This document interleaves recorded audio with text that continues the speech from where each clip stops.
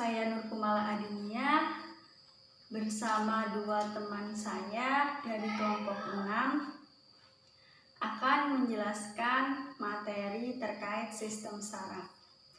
Apa sih sistem saraf itu? Nah, jadi sistem saraf merupakan sistem koordinasi penghantaran impuls saraf ke susunan saraf pusat.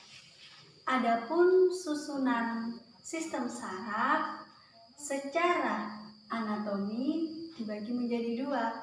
Ada sistem saraf pusat dan sistem saraf tepi.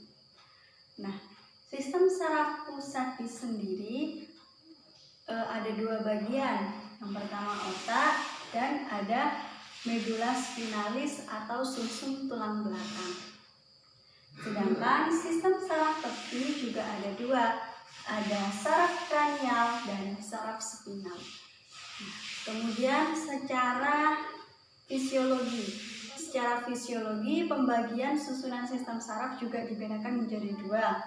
Ada SSS, sistem saraf somatik, atau SSO, sistem saraf otonom.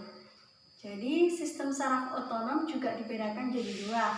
Ada simpatis dan parasimpatis.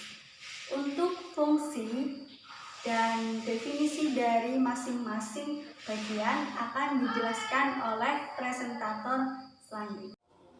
Baik, selanjutnya saya Abidah Indiana Ulinuha sebagai presentator selanjutnya akan membahas tentang susunan sistem syaraf.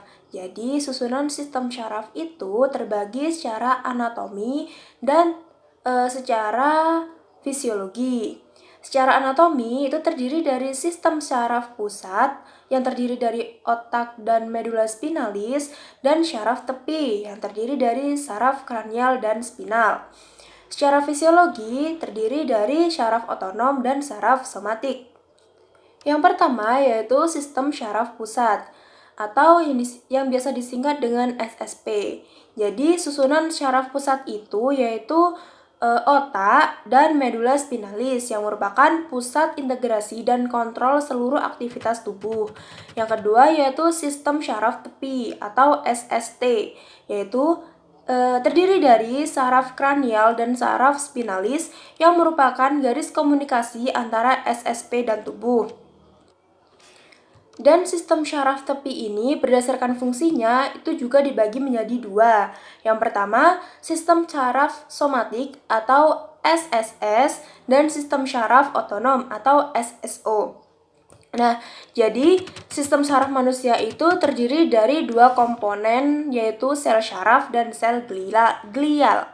Nah, sel syaraf berfungsi sebagai alat untuk menghantarkan impuls dari panca indera menuju otak yang selanjutnya oleh otak akan dikirim ke otot. Sedangkan sel glial mempunyai fungsi sebagai pemberi nutrisi pada neuron. Baik, selanjutnya yang pertama yaitu sel syaraf. Sel syaraf itu bertanggung jawab untuk proses transfer informasi pada sistem syaraf. Sel syaraf mempunyai fungsi yaitu untuk menghantarkan impuls. Nah, dari setiap satu neuron terdiri dari 3 bagian utama, yaitu badan sel, dendrit, dan akson. Yang kedua, sel penyokong atau neuroglia. Nah, sel ini adalah sel penunjang tambahan pada SSP yang memiliki fungsi sebagai jaringan ikat.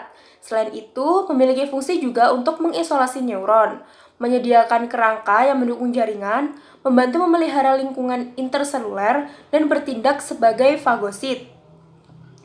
Nah, jaringan pada tumbuhan mengandung kira-kira 1 miliar neuroglia atau sel glia yang secara kasar dapat diperkirakan 5 kali dalam jumlah neuron. Itu saja dari saya, selanjutnya akan diteruskan oleh presentator ketiga. Oke, selanjutnya yaitu macam-macam sel glia. Ada 4 macam sel glia yang memiliki fungsi yang berbeda, yaitu yang pertama astrosit atau astroglia yang berfungsi sebagai sel pemberi makanan bagi sel saraf. Yang kedua yaitu oligodendrosit atau oligodendrolia, sel glia yang bertanggung jawab menghasilkan myelin dalam susunan saraf pusat. Yang ketiga yaitu mikroglia yaitu sel glia yang mempunyai sifat fagosit dalam menghilangkan sel-sel otak yang mati, bakteri, dan lain-lain. Sel jenis ini ditemukan di seluruh SSP dan dianggap penting dalam proses melawan infeksi. Yang terakhir yaitu sel ependimal, yaitu sel glia yang berperan dalam produksi cairan cerebrospinal. Slide berikutnya yaitu neoglia pada sistem saraf tepi. Neuron pada sistem saraf tepi biasanya berkumpul jadi satu dan disebut ganglia tunggal, ganglion. Akson juga bergabung menjadi satu dan membentuk sistem saraf tepi. Seluruh neuron dan akson disekat atau diselubungi oleh sel glia. Sel glia yang akan berperan terdiri dari sel satelit dan sel Schwann. 14 sel satelit badan neuron pada ganglia perifer diselubungi oleh sel satelit. Sel satelit berfungsi untuk regulasi nutrisi dan produk buangan antara neuron bodi dan cairan ekstraseluler. Terima kasih.